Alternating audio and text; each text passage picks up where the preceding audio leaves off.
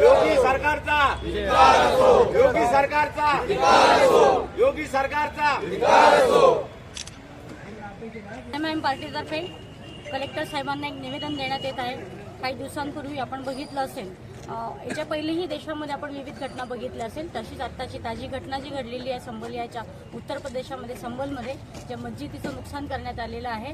मी या सरकारला आणि राष्ट्रपतींना पण एक सांगू इच्छिते की हा जो जातीभेद जो चालवला गेलेला आहे, मंदिर आणि मस्जिदांमध्ये जी तफावत निर्माण केली जाते आहे आणि हिंदू आणि मुसलमान हा जो जातीभेद घडवून धार्मिक स्थळांना नुकसान पोहोचवण्याचं काम करण्यात येत आहे, याचा आम्ही फार निषेध करतो।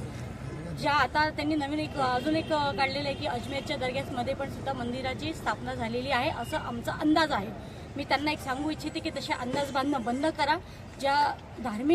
ज्या पण असतील कुठे आपल्या पूर्ण भारतामध्ये त्या धार्मिक स्थळांना कुठलंही नुकसान पोहोचवण्याचं यांचं काम नाही आहे, त्यांनी ते करू नये आणि देशातलं जे शांततेचं वातावरण आहे ते शांतताच राहू द्यावी। ते बिघडवण्याचं जर काम करत असतील तर यांचे परिणाम पूर्ण दिल्लीपासून गल्लीपर्यंत भोगावे लागतील।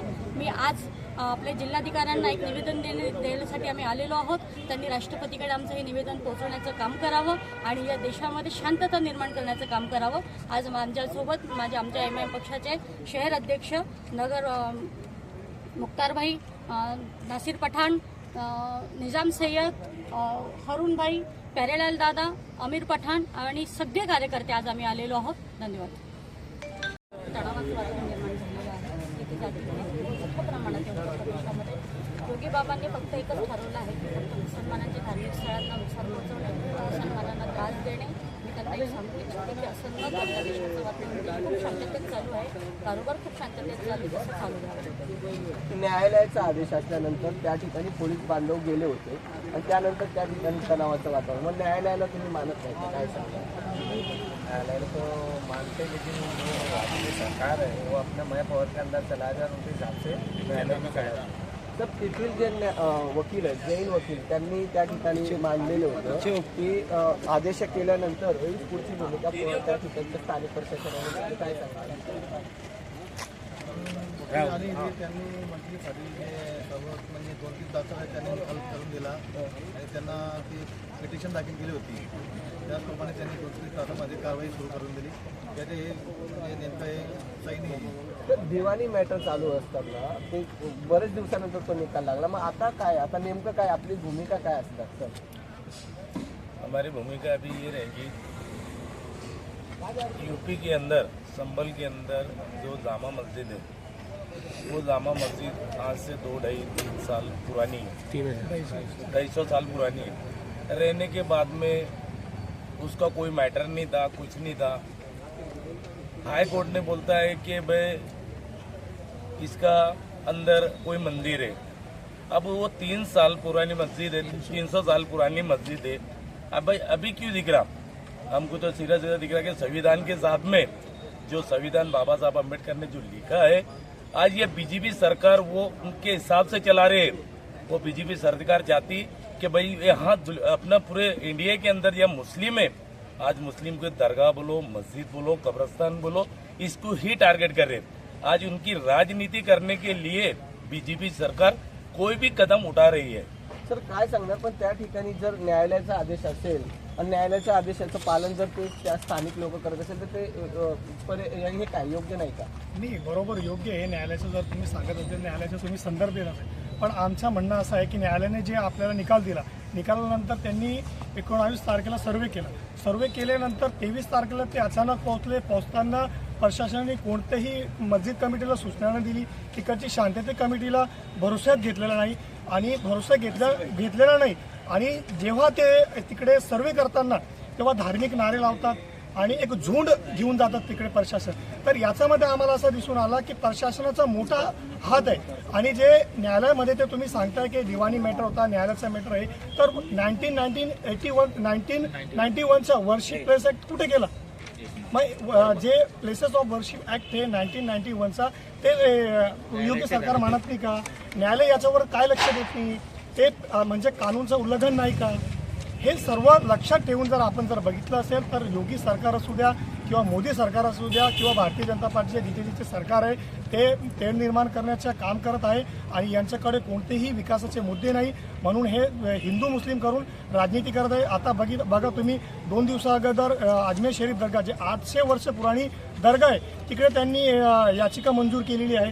मग हे आम्हाला पूर्ण दिसून येतं की जे आपले ex chief justice of India होते यांनी हे पूर्ण भांडण लावलेली आहे. ज्यांचे जे स्टेटमेंट होतात त्यांच्यामुळे पूर्ण भांडण लावले गेलेले आहे देशात आणि संविधानाचा पूर्ण उल्लंघन आहे देशात, म्हणून असे कृत्य चालू आहे.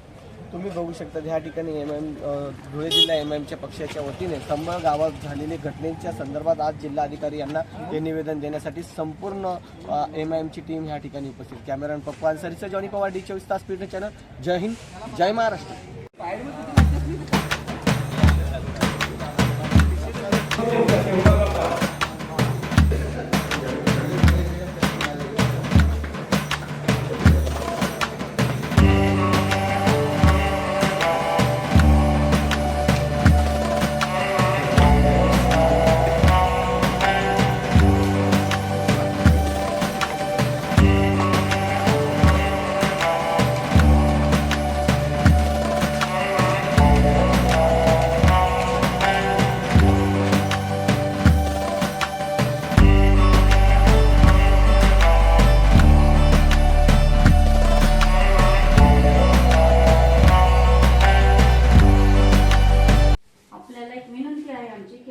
घडण्यासाठी रोख करण्यासाठी आमची जी मागणी आहे तुम्ही आपली ती राष्ट्रपतीपर्यंत पोहोचवावी एवढंच म्हणणं आहे.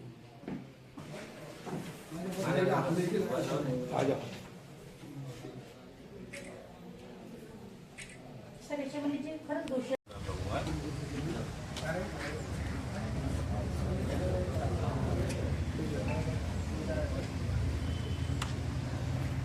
कलेक्टर साहेबांना एक निवेदन देण्यासाठी आलेलो आहे. उत्तर प्रदेशामध्ये संबलमध्ये जी घटना घडलेली आहे त्याच्यामुळे जे वातावरण खराब झालेलं आहे त्याचा आम्ही सर्वजण मिळून निषेध करतो. 350 आणि 400 वर्षापूर्वीचा जे पुरावे देतात आहे, असे पुरावे तर असे भारतामध्ये काढायला गेले तर तिथे जे इथे घरं आहेत, आपल्या साधं डोळ्याचं उदाहरण जर घेतलं तर बोर्डाच्या जमिनीवर सुद्धा माजी खासदार, माजी उपमहापौर हे सुद्धा राहतात. इतकंच काय की मुंबईमध्ये बोर्डच्या जागेवर धीरूभाई अंबानीसारख्या बिल्डिंग आहेत, मग त्या पण त्यांनी काढाव्या, त्याही निस्तनाभूत कराव्या. असं जातीभेद करू नये.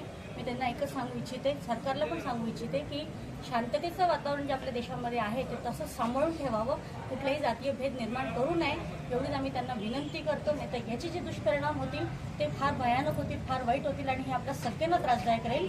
मी आज कलेक्टर साहेबांना एक निवेदन आम्ही दिलेलं आहे, त्यांनी आम्हाला आश्वासन दिलेलं आहे संबलमधील घटनेतील जे पण दोषी असतील त्यांच्यावर कडक कारवाई करण्यात यावी आणि त्यांनी ती मान्य केलेली आहे. मी त्यांचे खूप खूप आभार मानतो.